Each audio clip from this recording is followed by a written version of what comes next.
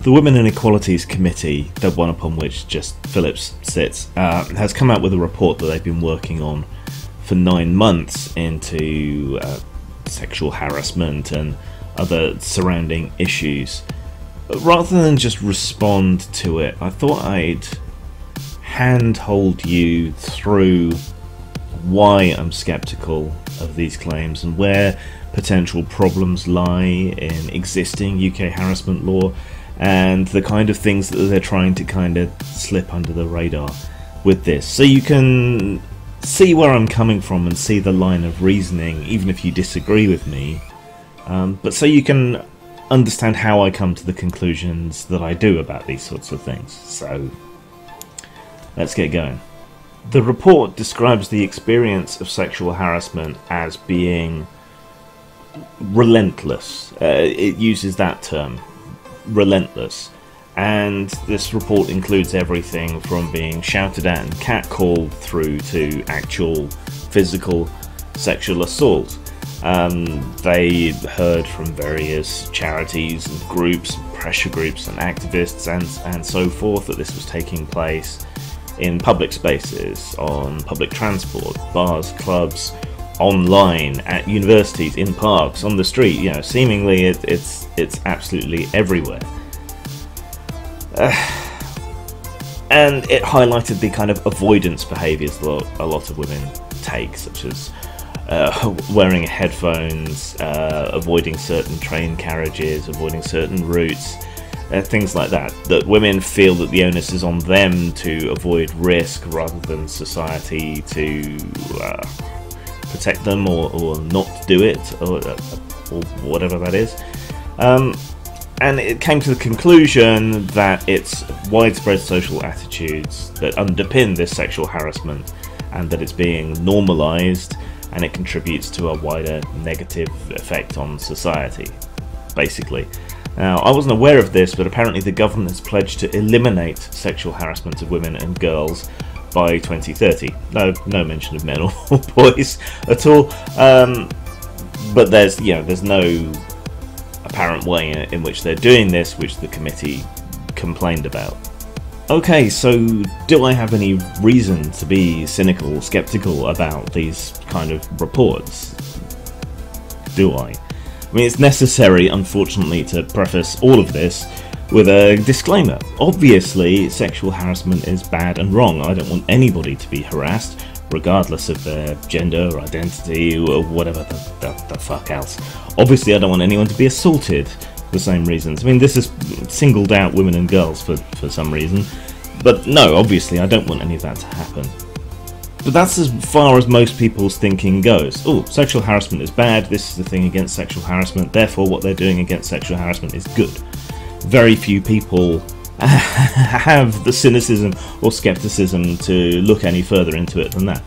If it's against sexual harassment, I'm for it, and that's as far as their thinking goes. But obviously, it shouldn't need to be stated, but apparently it does. I am against sexual harassment, physical harassment, harassment of all kinds, to all people, for all reasons. Clear? Good. Okay, so do I have a reason to be skeptical and cynical of this? Well, it describes this sexual harassment as being relentless. You know, relentless, unending, constant, everywhere, all the time. Have I witnessed this going on around me? No. The last time I witnessed any public sexual harassment was in the 90s.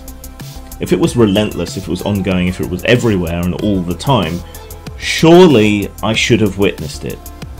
Now, this doesn't mean anything beyond me, because this is just my subjective personal experience. It's an anecdote, and neither singularly nor plurally are anecdotes data, but it's a personal reason for me to examine this more closely, because the claims that it is making do not jibe with my personal experience. I have not seen this relentless harassment going on. So, you know, already I've got a reason to be suspicious and to look into this further. Another big problem we have with these, and another reason that I am cynical and skeptical, comes in around definitions.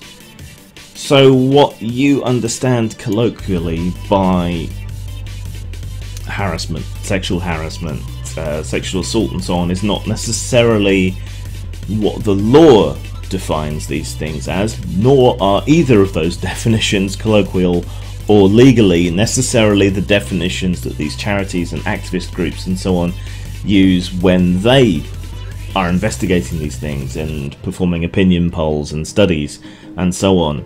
So there's the legal definition, there's the myriad of different definitions that the researchers and so on use, and then there's what's publicly understood by the term. If someone tells you, for example, as one of these flagship studies relating to this goes, that 1 in 3 schoolgirls experience sexual harassment, you're going to be horrified because you're thinking of rape and groping and wolf whistles in the street and hooting and whatever else. You're going to be thinking colloquially of particularly bad stuff. The legal definition includes things that you might consider not to be anything, and the activist definitions that they use in their surveys are often extremely misleading. I'm trying to think of a really good example of that. I suppose it's the one that the 1 in 5 rape statistic comes from. When you drill down and you look into the methodology that was used there, the question that was asked was not, have you ever been raped? It was a bunch of other things, and then it considered a variety of answers, many of which people, including those who filled out the survey, wouldn't have considered rape, were considered rape. So that's an example. That's like the headline study. Is it Mary Koss, I think? You can look it up. The 1 in 5, 1 in 4, 1 in 6, it's kind of scattershot all over the place statistic relies on this redefinition, this fallacy of redefinition. And so you have to treat all of these kind of activist or charity group surveys and polls and things with a degree of suspicion. You have to try and drill down to the methodology. I haven't been able to find the methodology of the survey that Opinium used on that 1 in 3 schoolgirls have been sexually harassed. I can't find it. It's not on Opinium's page, it's not in The Guardian, it's not anywhere that I could find. If you can find it, let me know. My Google foo has failed me thus far trying to find that. But I've got a reason to be suspicious, and because it's hidden, I can't examine it, I can't come to a conclusion for myself, so I don't know how clear that is. Then there's a problem with UK harassment law. There's a couple of issues with harassment as a legal thing. If I say harassment to you, you probably picture something like, I don't know, a pack of wolves constantly nipping at the heels of some deer or whatever as it chases it through the forest and gradually grinds it down and kills it. Yeah, that's harassment. That's harassing. He harassed the lines of the army, causing them to lose contact with their baggage train or whatever. Under law, harassment can be a single incident, just one. So the popular conception of what harassment is, a kind of prolonged stalking series of abuses or whatever, that's not how it is under the law. It can be a single incident. So that's an issue. That our conception of harassment and the reality of what is harassment under the law are two very different things. Typically, under law, in order to judge someone fully and completely guilty of something, there needs to be both actus reus and mens rea, that is, with both the act and the intent to perform the act. So that's why we have differentiations between, say, murder and manslaughter. Manslaughter is one of these exceptions where you're negligence. You didn't intend to do something terrible, but you weren't paying enough attention or whatever else, and someone ended up dead, so you have to be punished to encourage other people to pay more attention to what they're doing and so on. But typically, there is both the intent and the act itself. Not in harassment legislation. If someone is offended, it's on them, basically. If you didn't intend to offend someone, but you said something that they found offensive, or you did something that they found offensive, regardless of your intent, you can be found guilty of harassment, and your intent makes no difference. I think, Scottish law may be different, but I think this is where Count Dankula fell down, and why it was such a sly and underhanded movement of the Scottish police to actively seek out someone and be like, here, look at this, are you offended by it? Okay, let's go and arrest the guy. Yeah, this is a problem, and it's a particular problem in comedy, because often when you intend to make people laugh, there's also the intent to offend, because offensive content can be funny. So that's an issue. So far we have possibly dodgy methodology that doesn't match to not just my experience but a lot of people's experience. Shifty definitions, activist statistics, a committee that is an activist committee with bad actors like Jess Phillips on it. So we already have plenty of reason to be suspicious, but it's worth just briefly returning to the point that many of these statistics and studies and so on come from activists and charities and groups. Now obviously they have a vested interest in whatever it is that they're activists about, and so they have a particular bias, just as I do, but where I strive for objectivity, they don't necessarily do so. They're looking for conclusions that match what they're trying to do. They're looking for funding. It's in their interest, and I'm not that I'm saying they necessarily do this in each and individual case, but it's in their interest to create the impression that there's more of a problem than there actually is, because that's how they get a route to the funding, legislation, self-satisfaction, you know, a job well done, feel like they're changing the world and whatever. In history, we're always taught to consider the source. So you should always consider the source of any information that you get, and you should try and get down to the facts rather than the opinion and the gloss which exists over it. This is why, for example, people who are mythicists about Jesus have a pretty actually solid foundation to be on, because all the textual documentary so-called evidence that exists for Jesus is all non-contemporaneous. It's after the alleged time that he existed, and the vast and overwhelming majority of it is either written by Christians or is reporting on what Christians believed, or has been interfered with by later Christian scholars and record keepers and so on. So mythicism is actually a much stronger position than people say. Don't get sidetracked and fixate on that though. The point is, whether you agree with me about Jesus or not, that we should always consider the source. What are their motivations? What is their bias? Where are they coming from? What's the end to which they have produced this document? You have to consider all that. Well, the thing about committee reports is that they explicitly state their ends. What are the recommendations of the Women and Equalities Committee on this? And that kind of makes bold their bias and their opinion and the ends to which they are channeling all this. Data's a strong word, but all this information that they are presenting. They want to force train and bus operators to take tougher action against sexual harassment that takes place on those, and they want to block the viewing of pornography on public transport. In an age of smartphones, I think that's impossible, and I don't see a way to do it. I mean, they can punish people for looking at porn on public transport, but why are you paying attention to what someone's got on their phone or tablet in the first place, you nosy cow? They want to ban all non-consensual sharing of intimate images. That's not really very well defined. What do they mean? Do they just mean dick pics, or people posting pornography in inappropriate forums? What are they even talking about? They want to publish a new violence against women and girls strategy. So I guess if you're not a woman or a girl, you're shit out of luck when it comes to that. They want a public campaign to change attitudes. Good luck. They say they want to take an evidence-based approach to addressing the harms of pornography along the lines of road safety and anti-smoking campaigns. So they say they want an evidence-based approach, but there is no evidence of any real harm of pornography or anything, and indeed there's some evidence that it's a societal and social good. So I very much doubt they actually mean an evidence-based approach. They want tougher laws to ensure that pub landlords and club owners and so on take action on sexual harassment.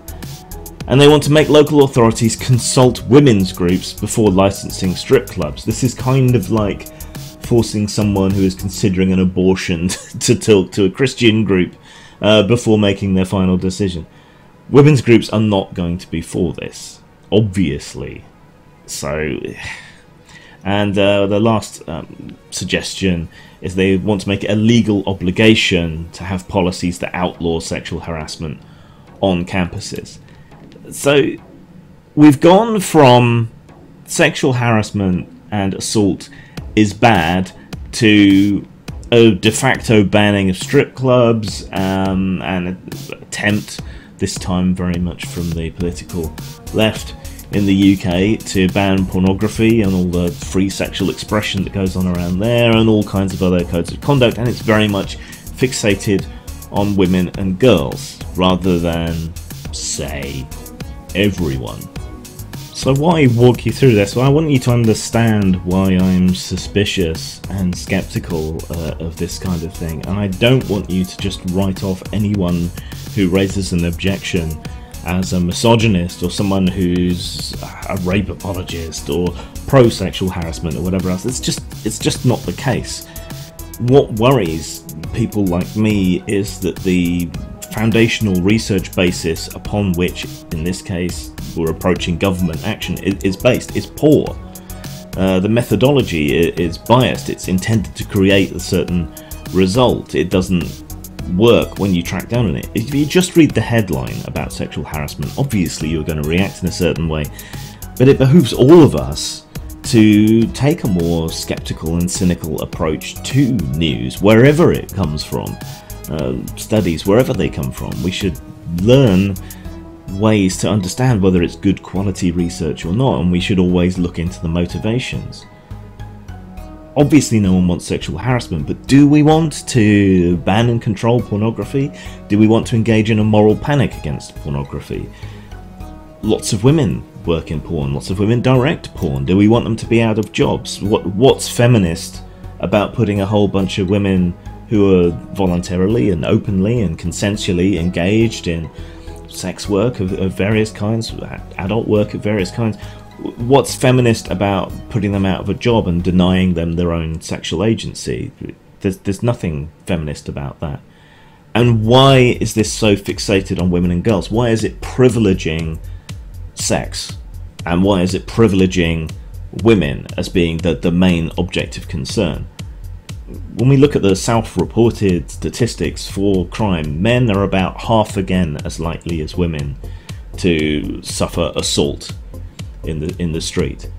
And the definitions of assault being as loose as they are, you know, what's called assault against women is sometimes doesn't rise to what you might colloquially think of as the level of assault.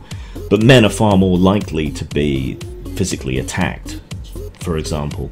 And when you put in together all forms of public assault, affray, all those kind of things, men are half again as likely as women to encounter these kind of problems in public. And yet there is no outcry to protect men. There is no men and Equalities panel. There is no big campaign to stop violent harassment of men or fighting and so on. It just doesn't exist. And part of that is because men don't raise so much of a fuss about these issues. So whether it's that men need to girl down or women need to man up, I don't know. But women's assessment of risk and their tolerance for risk seems to be much, much lower than men's. And so we end up with situations like this. So I just want you to understand, I want to handhold you through the process of why I'm skeptical, why I'm cynical, why I doubt that their motives are pure or accurate, and why it pisses me off to such a huge degree when people use something that we should all be able to agree on, sexual harassment is bad, to push this puritanical, controlling, authoritarian agenda, using our credulity and our desire to do the right thing in order for them to do bad, horrible, repressive things to everyone. So hopefully that makes it clear enough that if anyone's going to come and object to what I've said here about this, they'll do it on the basis of what I actually think, why I'm actually cynical and skeptical, why I don't trust these people, and why I don't want any of this to be put into law.